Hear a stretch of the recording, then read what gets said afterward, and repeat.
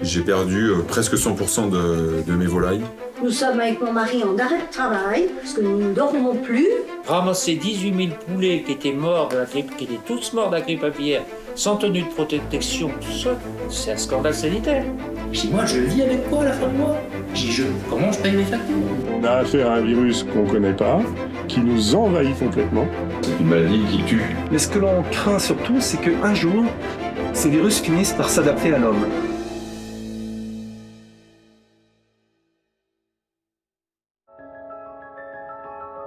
En 2021, 22 millions de volailles ont dû être abattues en France en raison d'un épisode d'influenza aviaire. Si cette crise est passée relativement inaperçue aux yeux du grand public, malgré une hausse des prix et quelques timides avertissements dans les magasins, l'écho de la situation a fini par arriver jusqu'à l'Assemblée nationale. Pas nouveau cette histoire de grippe aviaire, mais j'avais rencontré beaucoup d'agriculteurs, j'ai été interpellé directement par des agriculteurs, par des collègues députés qui eux-mêmes étaient alertés de l'ampleur de cette crise. La prise de conscience, elle démarre sur le territoire, dans la circonscription, avec un éleveur qui est touché, qui me contacte et qui m'explique toutes les difficultés qui sont les siennes. Lui, puis un autre, et puis finalement, au niveau national, on a aussi chaque jour des statistiques qui viennent renforcer l'idée qu'on est face à une épidémie qui n'est pas comme avant, qui n'est surtout pas quelque chose qu'on peut négliger, avec de très nombreux élevages touchés sur toutes les régions françaises et sur toutes les espèces, et donc un sujet qu'il va falloir regarder de plus près, quoi. Et pour regarder de plus près, il faut s'éloigner de l'hémicycle. Quand on imagine le travail d'un député, on pense d'abord à ça. Vous faites tomber votre projet. En réalité, c'est aussi ça. Des visites de terrain et des auditions dans le cadre de missions d'information. Diligentées par les commissions de l'Assemblée nationale, elles visent à contrôler l'action du gouvernement et à éclairer les autres parlementaires. Forcément, quand on ne maîtrise pas un sujet, l'enjeu c'est d'aller écouter l'ensemble des experts pour pouvoir se fonder un avis précis. Les auditions nous permettent une première chose, c'est-à-dire de redessiner l'histoire de l'épidémie. Savoir quel est ce virus, quand il est apparu, qui l'a contaminé, quelle est la cinétique de cette contamination, qui a été touché, quelles sont les conséquences pour les élevages. Donc tout se construit autour de cette première façon d'observer le sujet. Ça a commencé en 1996 à Hong Kong. Ouais. Et là, ça a été la panique parce qu'il y a eu à peu près une vingtaine de cas humains, dont 5 ou 6 morts. En 2014, ça a été en Europe une petite vague de virus H5N1, je crois. Et donc une petite vague qui a conduit à l'abattage d'environ 350 000 volailles en Europe. Et en 2021-2022, donc à nouveau du H5N1, toujours d'origine asiatique. Et alors là, c'est catastrophique. Catastrophique, puisqu'il y a plus de 20 millions de volailles qui ont été abattues, euthanasiées. Et surtout, c'est que maintenant, le virus s'est installé. Il est dans la faune sauvage.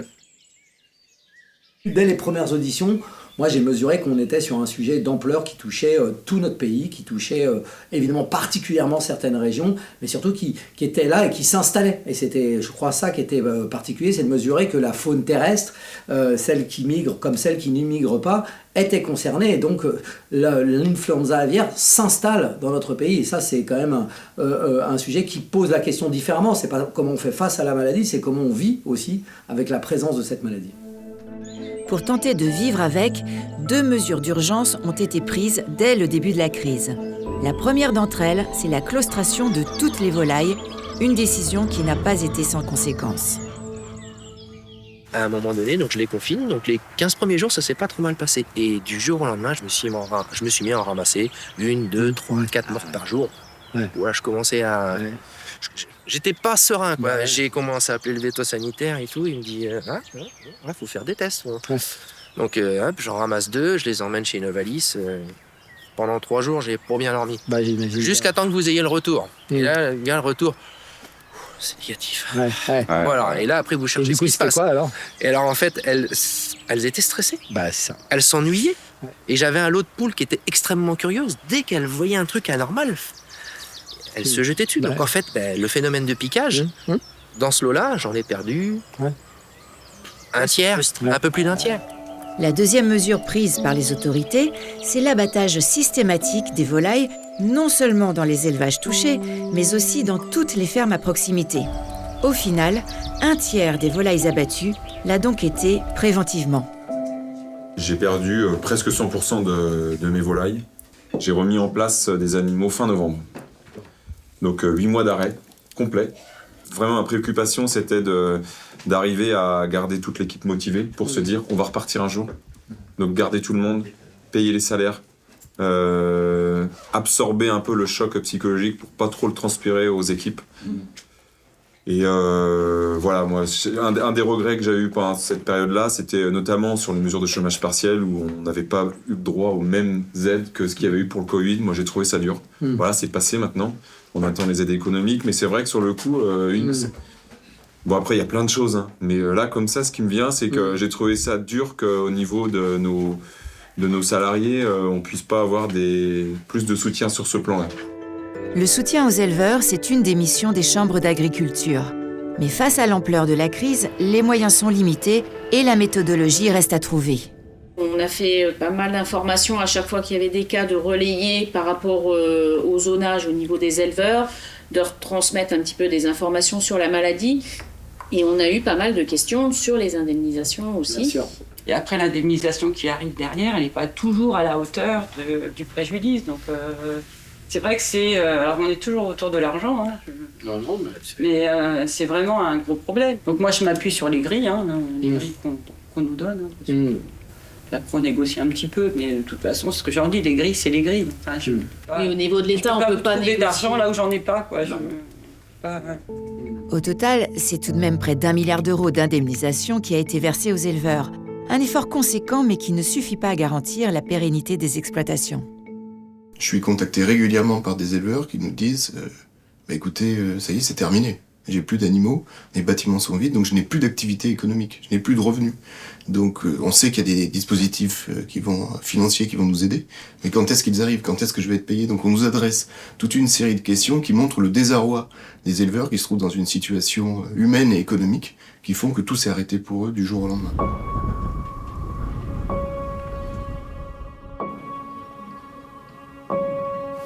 La seule chose qui est touchée, qui a commencé à être touchée sur la deuxième vague, c'est les VMO.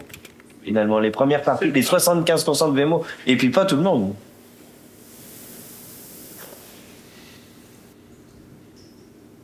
Et donc, en attendant, on vit de quoi? C'est un peu la question dans toutes les exploitations. Parce que les trésoreries, comme disait... Pour vous, ça continue à courir, quoi, Ah bah il y a des charges fixes, tout à fait. Il était encore en cours de... Et le problème, c'est que un an après, on est dans la deuxième vague, et il faut encore ou repousser, enfin personne ne sait trop ce qu'il faut faire, quoi, finalement. Il nous faut les sous, tout simplement. Ce sont justement les conséquences financières qui ont conduit la Commission des affaires économiques à mener une mission d'information. Pour autant, les deux rapporteurs n'en oublient pas les autres aspects de la crise. Quand on est éleveur, c'est pas pour voir ces animaux abattus comme ça du jour au lendemain, avec en plus l'ampleur d'une épidémie qui fait que finalement il a fallu abattre des quantités importantes de volailles et sans nécessairement avoir la capacité à gérer ça de manière convenable. Les préfectures et leurs services vétérinaires ont pris en charge la gestion de l'équarrissage. Certaines régions se sont retrouvées devant une tâche d'ampleur, comme la Vendée, où il a fallu traiter 22 000 tonnes de volatiles morts. On a dû déclencher un plan d'urgence et opter pour une solution inédite et radicale. Creuser une fosse gigantesque dans la commune de Pétos, où des milliers de cadavres ont été transportés avant d'être recouverts de chaux. Un dispositif de grande ampleur, mais qui n'a pas suffi à traiter tous les cas, laissant certains éleveurs livrés à eux-mêmes. Le vétérinaire me dit clairement, il me dit « Christian, on se connaît un peu, il n'y a pas de solution.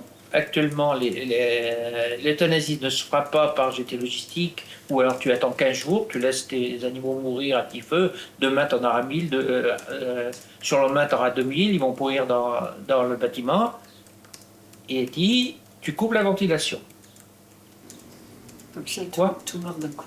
Je dis, je coupe la ventilation. Oui, ce soir, tu coupes la ventilation et ils vont asphyxier dans la nuit et demain, je ne peux pas aller couper la ventilation, je ne lève pas des volailles pour les tuer, je ne peux pas le faire.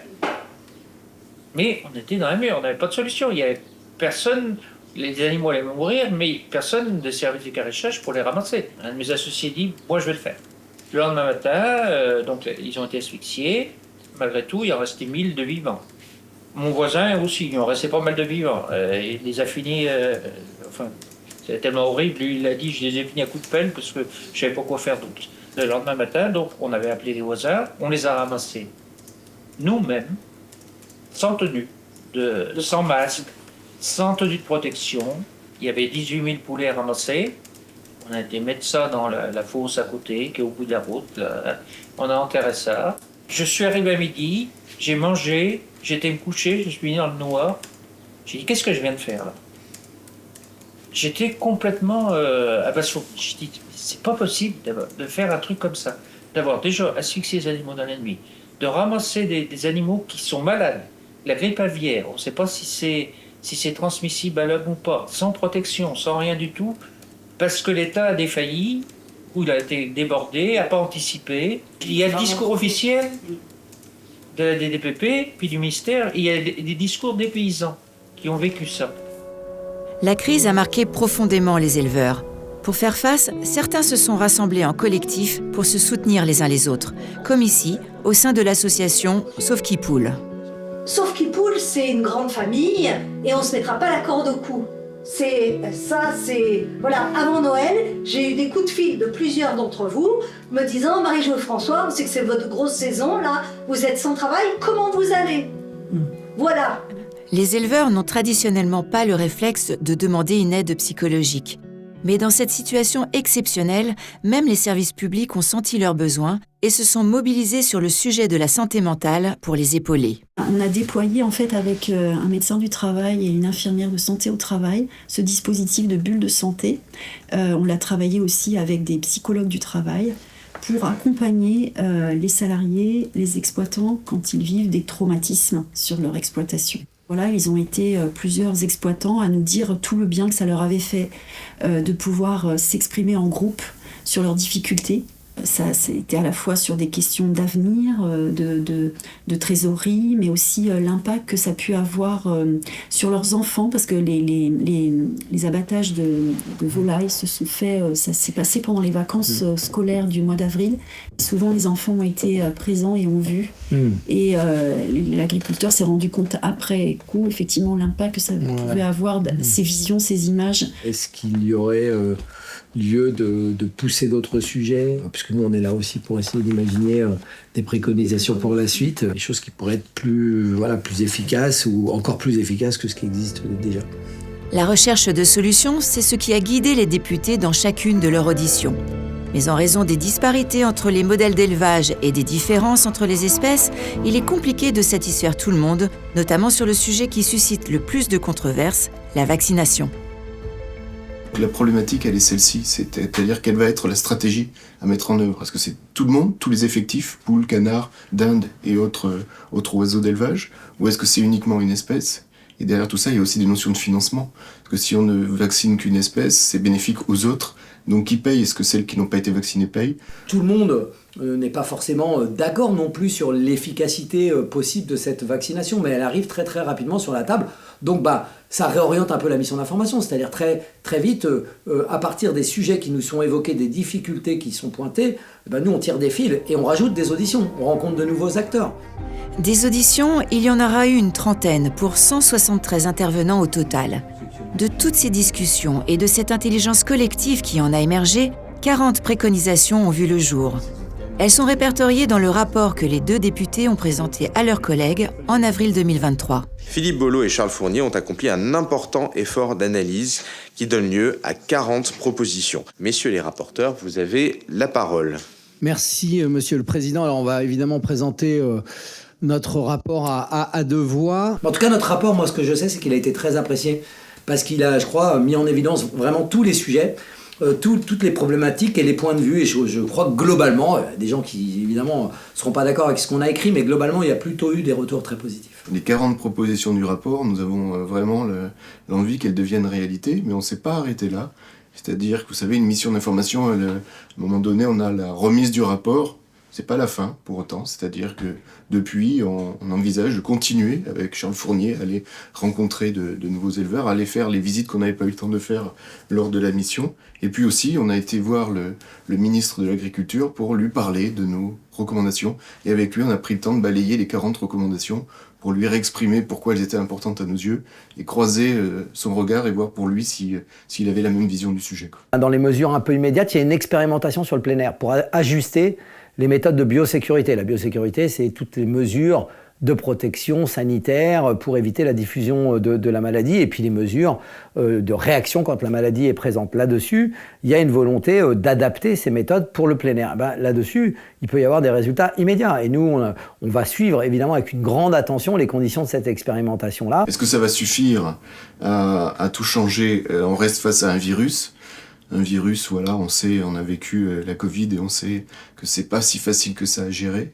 On sait aussi que la France, nous on a regardé le sujet en France, mais l'épidémie elle est mondiale et que si tous les pays ne gèrent pas le sujet de la même façon, le virus il reste présent. En tout cas, au travers de notre travail, on a vraiment essayé de regarder toutes les dimensions du sujet et au travers des recommandations, de faire en sorte qu'il n'y ait pas de trou dans la raquette et que chacun des sujets trouve une réponse adaptée. Je crois qu'on s'est fait aussi entraîner très fortement par le sujet, par les détresses qu'il déclenche, et on avait à cœur d'avoir un rapport qui serve à quelque chose, maintenant, qui serve à quelque chose demain, qui puisse être, je crois, une cote d'alerte maximale pour que sur ce sujet on ait des réponses plus importantes que celles que nous avons aujourd'hui. Ce rapport a donné la parole aux principaux concernés et a permis de médiatiser le sujet. Il peut être un motif d'espoir pour cette filière durement touchée, composante importante du patrimoine agricole français et de notre souveraineté alimentaire.